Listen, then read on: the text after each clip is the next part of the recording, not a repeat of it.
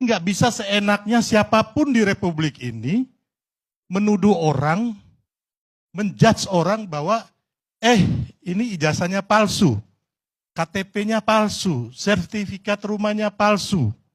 Ini nggak boleh loh, ya kan?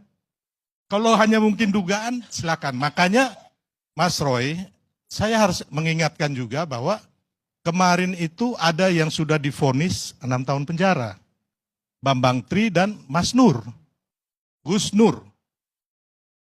Pengadilan sudah memutuskan mereka divonis 6 tahun penjara. Karena apa? Karena belum ada bukti mereka punya, termasuk putusan hakim yang mengatakan bahwa ijazah atau skripsinya Pak Jokowi ini palsu. Belum ada. Jadi kita nggak boleh sembarang menuduh kayak begitu. Ini masuk sudah, apa yang dikatakan Mas Roy ini udah masuk ranah pidana. Jadi nanti silakan, saya omong hari ini, nanti Mas Roy buktikan sendiri nanti.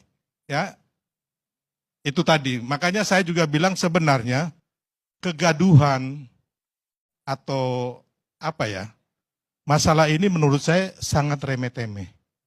Ya, yang dibangun itu hanya narasi dan asumsi. Belum ada pembuktian otentik verbal resmi.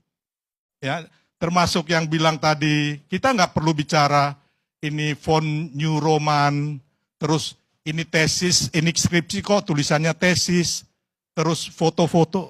Ini terlalu dini. Ya, kita bukan siapa-siapa gitu loh. Harus resmi daripada lembaga resmi yang memutuskan itu, Mas Roy. Makanya saya ingatkan kembali, kenapa Gus Nur sama siapa namanya, Bambang Tri itu masuk. Gus Nur itu dua kali loh. Yang pertama, Bambang Tri.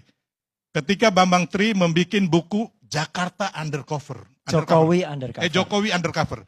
Dan ini adalah bukti. Bukti yang akhirnya memenjarakan dia. Karena otomatis sudah pasti diperiksa dan dinyatakan pengadilan dia bersalah. Karena apa? Buku yang dia susun ini hanya berdasarkan pasal-pasal yang ada di media, termasuk ini Mas Roy.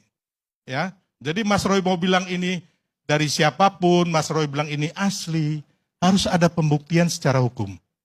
Makanya saya berpikir bahwa ini hanya remeh-temeh, membuat kegaduhan, hanya mengadu domba kita sebagai anak bangsa. Padahal kita tahu saat ini Pak Prabowo, Mas Gibran, benar-benar ingin memberantas korupsi. Terus tantangan ke depan kita, bangsa kita ini sangat sulit melihat geopolitik dan geoekonomi